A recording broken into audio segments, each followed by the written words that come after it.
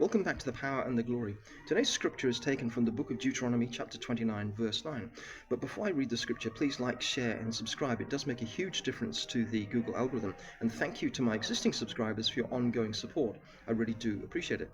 So I'll read the scripture now.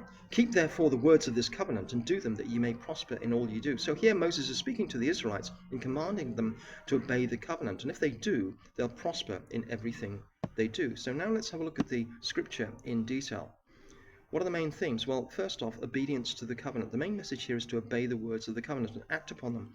And this is described as much as a need to preserve the unique relationship with God as it was a legal rule to abide by. Now, their prosperity and success is tied in with such obedience, so that you may prosper in all you do. So it's made clear by the scripture that obedience is the key that links to a blessed life, which includes success in all areas of the Israelites' life, including work, discernment, and understanding, as well as well-being. Moses' speech puts the responsibility for success fairly and squarely on the shoulders of the Israelites. Now, Moses very skillfully provides reasons for obedience. This command follows reminders of God's past mercies and blessings. This includes Moses reminding the Israelites of God's previous interventions, including his deliverance of the Israelites from Egypt and Pharaoh, and how God sustained them during 40 years in the wilderness. The point to be made here is that God has an unequaled record of delivering on his promises, so trust him with your present and future. Now, Moses uses the twin weapons of required gratitude for God and self-interest as he urges the Israelites to be obedient and grateful to God, because it will unlock further divine blessings. So that's the what's in it for you factor.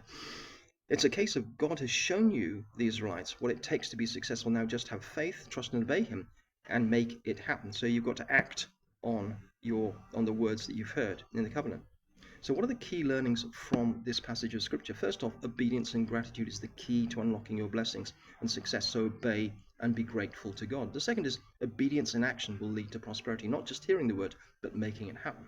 Third is God can be trusted. Just look at his track record with the Israelites, delivering and sustaining them during the most trying circumstances in their 40 years sojourn in the wilderness.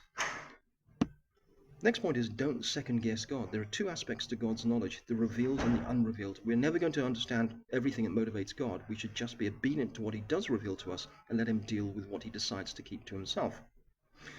It's about their personal responsibility. It's not enough to know God's laws. It's about actioning them if they want to succeed.